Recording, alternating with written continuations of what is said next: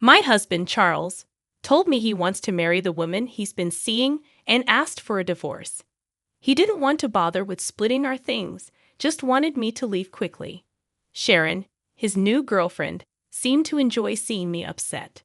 Donald, our friend, is also leaving because he's in love with a woman he met at a bar. They both don't want to live with me anymore. I agreed to leave as they wished, but before I go, I want to speak my mind. My name is Joy Lynn, and I'm 50 years old. Life hasn't always been joyful for me, despite my name. But now, I've found happiness, and I can laugh at the past.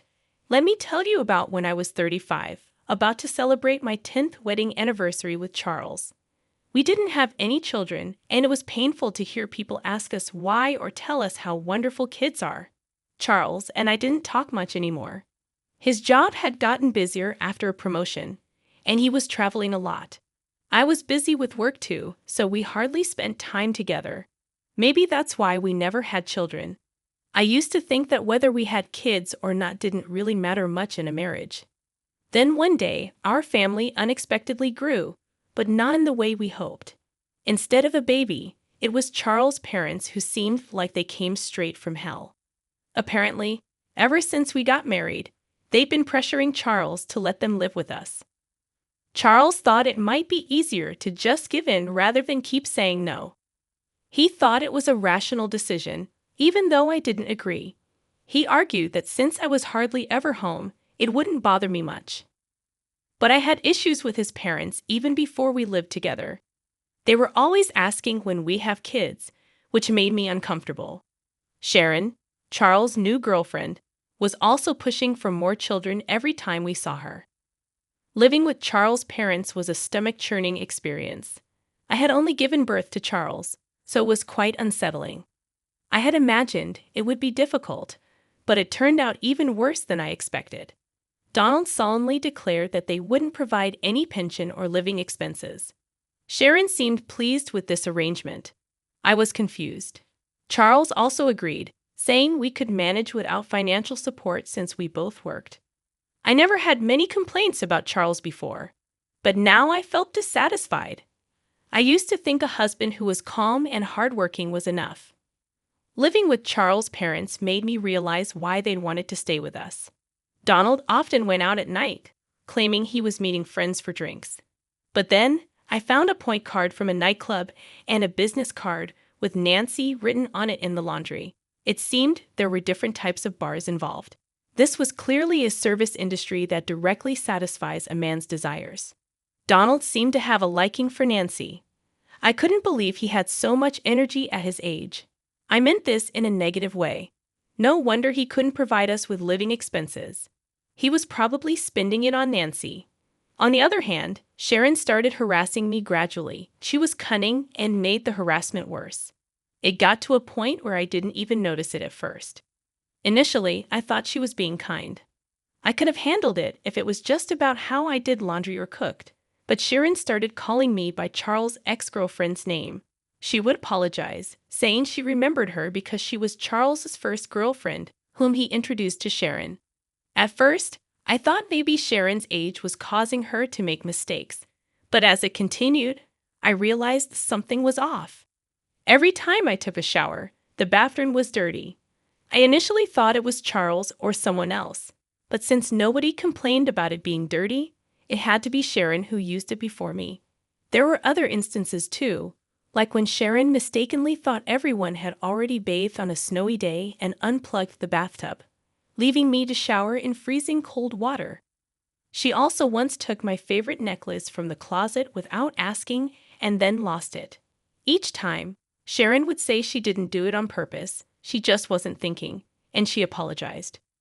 While it's possible to accidentally shower or call someone by the wrong name, taking jewelry without permission is not something that can be brushed off as a mere oversight. I started to suspect that Sharon's behavior towards me was intentional harassment when I saw her angrily sitting at the dining table, complaining that dinner was late because I came home late. It dawned on me that this was indeed harassment, albeit subtle. I realized Sharon hadn't done any housework since she arrived. She threw her socks inside out into the laundry and tossed bottles into the trash without removing the labels, creating small inconveniences each time. She complained if meals were late or if the sheets were messy, and sometimes she even threw things around.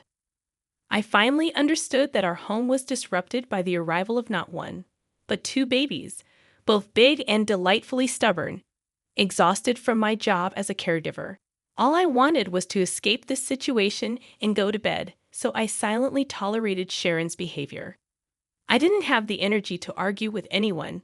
When I returned home, I just wanted to rest as quickly as possible, even if it was just for a moment. While I was too tired to notice at first, it seemed Sharon knew about Donald's nighttime outings. When an actress named Nancy appeared on TV, Sharon persistently asked Donald if he liked girls like her. Donald looked pale after that incident. I once asked Sharon if she was okay with Donald going out like that. She replied that if she got a divorce, she would be someone with a history of divorce at her age, which would look bad to society. She said she didn't like it, of course. He's just fooling around with professionals at the bar, right? If he's not serious, I can accept it. She wasn't holding back from divorce because of her concern for Donald, but rather because she feared having a history of divorce. I couldn't understand it. Turning a blind eye to infidelity must be causing her significant internal stress. Sharon's outlet for that stress was harassing me. By harassing me, she could vent her stress and avoid doing housework. It was like killing two birds with one stone. I was certain I knew why Sharon insisted on living with us. As we lived with Charles' parents, he increasingly made excuses not to come home, saying he had to work overtime. This house was rotten from the roots to the pillars. At this rate, even I might end up crushed under the rotten floorboards. Then, one day, about 6 months after we started living together, Charles, who rarely had the same day off, said something unexpected. "Please, let's get a divorce." It was a shock. It turns out, Charles had been having an affair with a classmate for a long time. He even said he wanted to marry her, and I had no clue. Apparently, they started dating just before he got promoted. I thought he was working hard for our sake, but could it have been for his classmate? Was it my fault for not paying attention to Charles' behavior? Using my exhaustion as an excuse, I thought affairs only happened on TV or to people like Donald. Maybe it's natural for Charles to cheat, given that Donald does it too. "Once this house is ready, my girlfriend and I are moving in. You can take your things and leave," Charles declared. Sharon asked what's going to happen to us. "You can stay. My girlfriend doesn't mind sharing," Charles responded. "What a nice girl," Donald chimed in. "Don't let her get away with it. If she asks for property division, we're going to use this house and everything in it." "Yeah, she's a really good girl, especially if she's cuter than Joy Len," Sharon added, giving Donald a look as if to say, "There you go again with women." Charles and Donald just laughed. "These people are hopeless," I replied. "All right, I'm fine with the divorce. There's a memorial ceremony in Atlanta soon, right? Can you wait until then?" Charles scoffed. "Planning on enjoying the feast at the memorial ceremony, are you? How pathetic. There's no way I'm taking the woman who's divorcing me. Just leave already." I shot back. "Who's the pathetic one here? Who cares about the food?" Despite everything, Sharon and I, the only women in the room, both cheated on, couldn't seem to get along. No, I was planning to move out on that day. Going back home is a bit embarrassing since I was cheated on. Finding a place and handling the paperwork takes time. I thought it would work out around then, I explained. Charles, not Sharon, replied condescendingly. "If that's the case, fine." Cheating and then acting all high and mighty. Don't underestimate me. I'll destroy everything. A week passed, and the long-awaited day of revenge finally arrived. That day, my parents-in-law and Charles left the house early in the morning to attend a memorial ceremony in Atlanta, planning to return by evening. All right then, let's give it a try, I thought. The garbage collection service I had hired arrived, and I had them load all the furniture in the house into the truck. The sofa, the microwave, Charles, and the parents-in-law's bed, Sharon's clothes that had accumulated since moving in, Charles' favorite new vacuum cleaner, even the refrigerator and its contents. All of it gone. Ah, minimalism is wonderful, I thought. With each item thrown away, it felt like my troubles were disappearing. Next, the movers came to transport my important belongings to my new place. By evening, the house was empty. The front door made a sound. It seemed Charles and the others had returned. I decided to greet them one last time as a good wife and stood at the entrance with a smile. What, you're still here? Charles frowned openly, as did my parents-in-law. Oh, that's harsh. It's the last time. So it's fine to see each other's faces before leaving, right? I wanted to see your face. Charles blushed slightly and chuckled. What's the big deal? Fine. Let's have a meal together one last time, shall we? Charles, strangely in a good mood, heads towards the living room. Saying this, followed by Sharon, who looks exasperated, saying, Charles is so sweet. Donald, on the other hand, turns to me with a proud look, saying, That's my son. I'm baffled. Having a meal together would have been a nice way to part if there was anything left to eat. Huh? What? The meaning of my words hits Charles upon opening the living room door. He lets out a silent exclamation. Sharon, annoyed, peeks into the living room after Charles and exclaims, Just like him. Donald does the same. Wait, why? The fridge? No, even the furniture, appliances too. Why is there nothing anywhere? Of course, I threw them out. The house feels much bigger now, doesn't it? I thought it would be bad to leave old furniture for your new life with your girlfriend. Consider it my parting gift. Why weren't you preparing to move? I've already moved. You throw away things you don't need when you move, right? Have you forgotten most of the things we bought when we got married were purchased with my money? Nothing bad will happen just because I, who didn't need them, threw them away. At my words, Charles points at me, his mouth moving but no words coming out. He seems too shocked to speak. With this, I'll forego any division of property. Well, there's hardly anything to divide anyway, I continue. Sharon, furious at my smile, says, What have you done? I'll return that phrase to your foolish son. There are limits to indecency, like cheating while having a wife and then saying to leave because you're remarrying. Wasn't your upbringing at fault? How could you speak to me like that? You were such a terrible daughter-in-law. Do you still consider yourself my mother-in-law? To me, you're just another old lady. I speak with a malicious smile, and Sharon mutters, so ungracious, shaking with anger. It's a secret that seeing Sharon angry is starting to be a bit fun.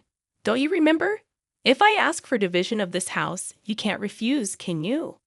Without the house, where would you two strangers live? You sold your family home, right? Yes, the parents-in-law had sold their house when they moved in with us. We won't need it anymore, they had said. So this house was absolutely necessary for them. They sided with their son's affair over his wife. Probably thinking, as long as there's a house with a housemaid, anything goes. Hearing my words, perhaps feeling rushed, Donald intervenes. Well, let's settle this amicably, pretending to be a good person. Yes, let's do that. Let's proceed calmly, just like the old man. I mean, just like Donald, suggests Sharon. Exactly. You know what I'm talking about, Joy Lynn. Of course. By the way, Donald, wasn't your cell phone broken today? Oh yeah, I realized it after leaving the house. It wouldn't turn on. If charging doesn't work, I guess I'll have to consult the store. There's no need for that. Your cell phone is right here, I say, pulling Donald's cell phone from my pocket. Huh? Two identical phones? What's going on? Donald is puzzled. I switched the phones just before you left today.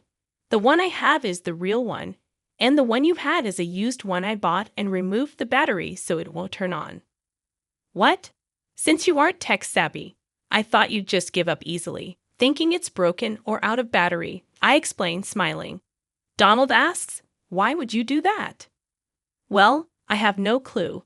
Speaking of which, you received an email today from your beloved Nancy, saying she had a good time the other day. You email each other daily, right? I'm so jealous of your close friendship, I continue. Donald gasps, while Sharon glares at him. So, Donald, you were out with Nancy the other day. Woohoo, more lively than with Sharon. But you should put a lock on your phone if you're cheating. You'll get caught easily. Stop it, Joy Lynn. But I thought cheating is wrong. Charles cheated on me, and it hurt. I know exactly how Sharon feels, so I did something nice at the end. I texted Nancy. I'm bored, let's break up. She was furious. I was dealing with this old man because he conveniently gives me money. Good thing you broke up safely.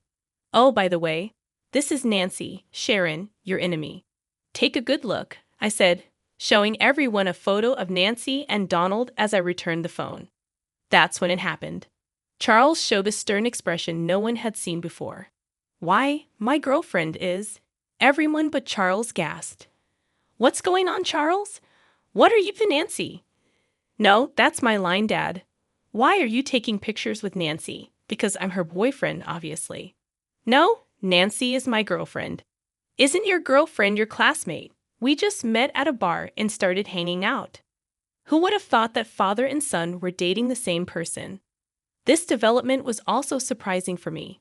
Ignoring Sharon and me, who were in shock, the men started a pointless argument about who was more suitable to be Nancy's boyfriend, which eventually escalated into a full-blown brawl, pulling each other's hair. The brawl ended when Charles pulled out a significant amount of Donald's precious thinning hair. After a glance at the soulless face of Donald, I loudly declared, Well, I'm off to my new place. Thank you for everything. I'll be claiming compensation for the affair next time. Bye. I had said there would be no property division, but I didn't mean compensation. Sharon realized that this was a serious affair and, swinging the bag she was holding, began furiously beating Donald in a rage. Donald stood there, head hung low, as if he had been burned out completely, unable to process everything happening all at once.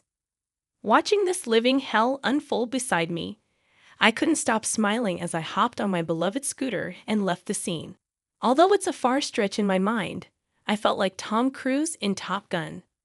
Oh, it's been a while since I've ridden down such a refreshing night road. This is the best. Later on, when I proposed divorce, including the alimony, Charles said, Please wait on the divorce. It seems that Sharon is also considering divorce, and there is a possibility that everyone might lose their homes or their circumstances might change. So, he wants to save as much money as possible. He said things like, Don't you think it's pitiful for us who once lived together to face such a difficult situation? And we need money now. But I didn't care, so I proceeded with the divorce talks without discussion and took as much money as I could get from Charles and his affair partner. When claiming the alimony, I felt a bit like an outlaw. But I hadn't done anything wrong. I had just done what was natural. Well, maybe tampering with someone's phone was slightly wrong. In the end, around the same time as our divorce, it seemed that Sharon also divorced Donald. Apparently, Donald and Nancy's affair had been going on for over 5 years, and Sharon couldn't forgive that they had a relationship in private as well. I don't quite understand why bar hopping is forgivable, but private relationships aren't. I thought there are various forms of marriage. Well, in the end, we're not married anymore. Anyway, Donald was sued for alimony by Sharon, and Charles was sued for alimony by me. So the saying blood will out held true, and the in-laws are now all scattered. Sharon, having been cheated on by Donald, seemed to have grown to despise men in general, including Charles, who had abandoned me in a similar manner. As a result, Charles and Sharon, after the divorce, are slowly becoming distant, though they do have minimal conversations. Donald, jobless, turned to Charles for help but was rejected, as Charles himself was barely scraping by. Charles is juggling multiple jobs, while Sharon, who had been a housewife since her early marriage, is experiencing work for the first time with a part-time job. Donald became a part-time worker, living in a cheap hotel. Charles, eager to marry Nancy, learned that she wasn't interested. Nancy saw both Charles and Donald as mere extensions of her bar work, as convenient sources of money. It turned out that Nancy had other men besides Charles in the same capacity. Charles, having been classmates with her, mistook her for being serious and believed she was his destiny. But in reality, it was a foolish and trivial story. In the end, both men were deemed unnecessary by Nancy, even as convenient sources of money, and were discarded. From my perspective, I thought, since I'm leaving, might as well destroy everything in the process, just as I aimed. I'm very satisfied having witnessed the spectacular collapse of a family. No one in that family valued each other, only caring about themselves. So the outcome was, in a way, inevitable. Essentially, they were a family in name only, lacking any compassion. Now, I think it was good that I got away from that household. On the other hand, while I still come home exhausted from work every day, living alone has freed up my time as I no longer need to allocate it for someone else. I have more freedom than when I was married. Back when I was married, I hardly had time to meet my college friends. But now I can travel with them on my days off and even have time for my hobbies. In college, I was part of the choir, so I decided to join a karaoke club. It seems that one can continue to improve in music no matter the age. I consistently win at the club's competitions and even earn cash prizes. Thanks to that, my wallet is always warmly filled. At the facility where I work, my colleague suggested hosting a karaoke recreation event since I'm good at it, and it was a huge hit. I received many compliments like "you're so good," and was thrilled to bring smiles to the residents through my personal hobby, something I hadn't expected. By the way, my go-to performances are Unchained Melody and My Heart Will Go On. The lyrics of older songs are just so wonderful. I don't really understand recent songs, but I guess I should study up.